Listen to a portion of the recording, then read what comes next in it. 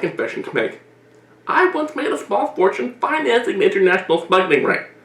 As in, I bankrolled the import of dangerous contraband into the country. Don't look at me like that. It wasn't drugs or guns or anything like that. It was Kinder Eggs.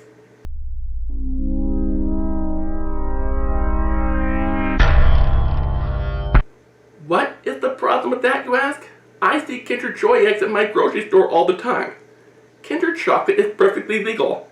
How could you get in any legal trouble for that? It's because there are two types of Kinder eggs.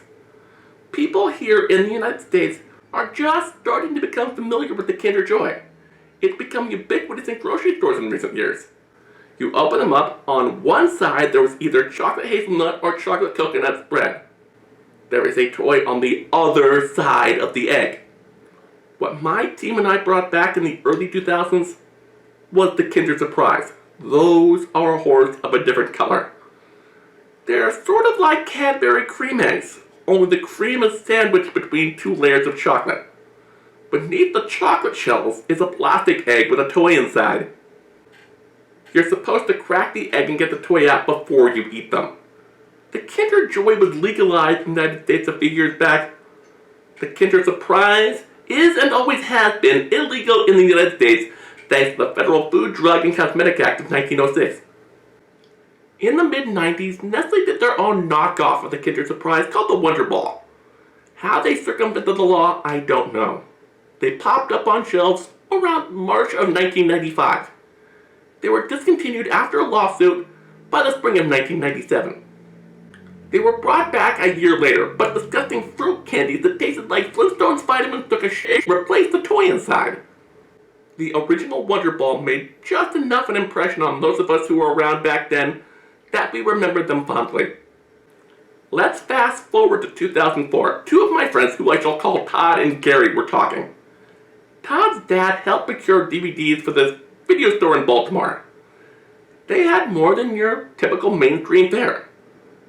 They had obscure artsy-fartsy movies and cult classics. Many of these hadn't gotten official American DVD releases. Things like 1986's Transformers the movie in its full, uncut PG-13 glory. Or some really obscure horror movies. Many of these movies had gotten a DVD release in Canada, which is another Region 1 country. He tried contacting distributors and found that for various legal reasons they couldn't or wouldn't ship their product to the US. This led his dad to come up with a plan. He knew a guy who ran a similar store in Niagara Falls. Probably because Canada is part of the British Commonwealth, a lot of their media is censored. This was most often things like anime, which are often marketed to teens and children. So they worked out a deal. His dad opened up a P.O. box in Baltimore. The Canadian store could have orders shipped there. The Canadian store would open up a P.O. box in Niagara Falls, and Todd's dad would get his stuff that way. Every month, either he would go to Canada or his Canadian friend would come to Baltimore to exchange orders. This wasn't illegal, but it was kind of frowned upon by legit movie dealers. But it happened more often than you think. Todd and Gary got jobs at the store. Things got really busy. Todd is a good egg, not the kind to get himself into trouble. Gary had a way with people. Once Gary found out stores in Canada had marshmallow peanut butter cups, Wonder Balls and Kinder Surprise, and stuff like that, he came up with a scheme. I don't know how he talked us into it, but he did. Okay, I know how he talked Todd into it. Todd's a kind-hearted man and, at the time, a bit naive. But me, I should have known better. Gary told Todd's dad that he and Todd would be more than happy to take over the Canada runs. Todd's dad often made it a two-man job just to break up the 7-hour one-way trip between Baltimore and Niagara Falls. So it wasn't considered all that weird. Todd's dad didn't know what they were up to. Not at the time, anyway. The plan was simple. Go to Canada, buy Kinder Surprise, sell them here. The only part that would be hard would be keeping them hidden and stopping them from melting. which they totally worked out how to do. The problem was, in order to make this plan work, they needed money. Neither Gary or Todd had much of that. Their video store jobs paid for tuition and food. I wasn't employed either, but my folks loaded me up with lots of retail points every couple of months. Retail points were like cash, but they were only good on campus and a few local retailers that did business with the college. But you got a little bit off your purchase if you used retail points instead of cash, which in Gary's mind gave me the convenient superpower of generating cash out of thin air. Step 1, anytime a friend needed something from the store, offer to pay for it with my retail points. Step 2, have them pay me back with cash. Step 3, we would take the cash and use it to buy candy. We'd come back and sell them at about a 300% markup. He saw they sold for about $1 US. That first run, we bought 300 Kinder eggs, so you'd think we spent about $300 and got $900 once we sold them. Nope, he bought them wholesale. We paid $90 and we sold them for about $3. That first run, the way we split the money was weird. I got 40% since it was my money that got us started. They got 20% each. The remaining 20% went to fund the next run. I don't know what Gary and Todd did with their $180. I don't care. I know what I did with my $360. I was deep in debt to some pretty nasty individuals. The types who were known to break legs and murder your puppy if you didn't pay up.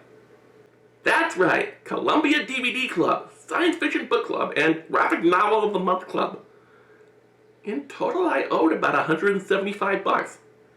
Half of my share went to meeting my commitments, and the other half went to rejoining Columbia House. I bet you're wondering why I would do that if I joined an international smuggling cartel just to get out from under them. It does seem pretty stupid.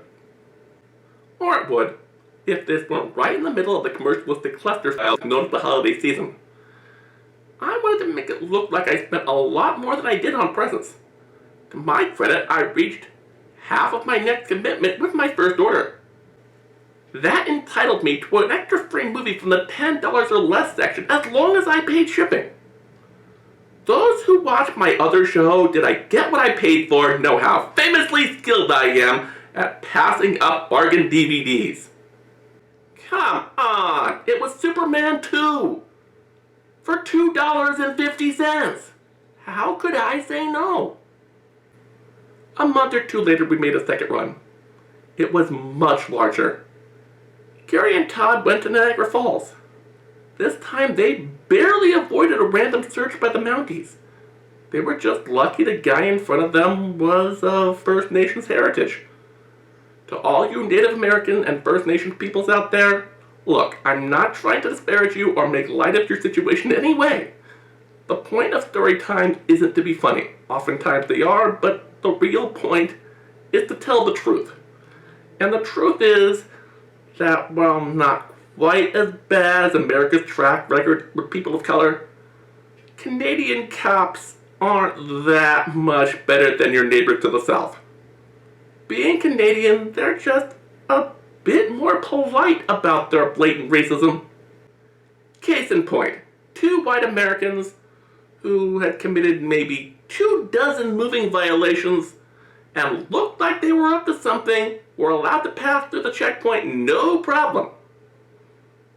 But a native who was obeying the speed limit and using his turn signal? That's how the RCMP knew they'd caught El Chapo. I was ready to give up on the business when I heard all this.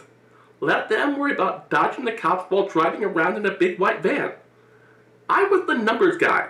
I could keep my hands clean and, I don't know, clean out the fryer at Los Polos Hermanos. The only reason I didn't was a very simple reason. Greed. Our second run was not only bigger, but more profitable, and we sold out in 2 days. We made a third run about 6 weeks later. This time, they got caught. The authorities didn't search the whole car. They found one box, We lucked out. They believed Gary and Todd when they said that was all they had. They got let off with a warning. That wasn't the only thing that brought our operation down. The Kinder Egg trend we started was dying down. I don't know what happened. Maybe people got sick of them.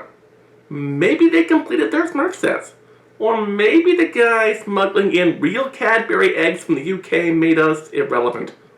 I don't know. Around the same time, a lot of the movies the store sent them to Canada to pick up got official US DVD releases. They didn't need to make so many trips to Canada. Without the cover, it'd look a little suspicious to keep going there. Not only that, it was around this time that publishers, software companies, and movie studios started to crack down on imports like that. They took dealers to court if they got caught. The Supreme Court later ruled in favor of retailers, but the process took years to untangle. I haven't heard from Gary in almost 15 years. Last I heard from him, he was in a much more lucrative business. He was selling Bob Ross forgeries on some less than reputable auction websites. As far as I know, he's never gotten arrested for it.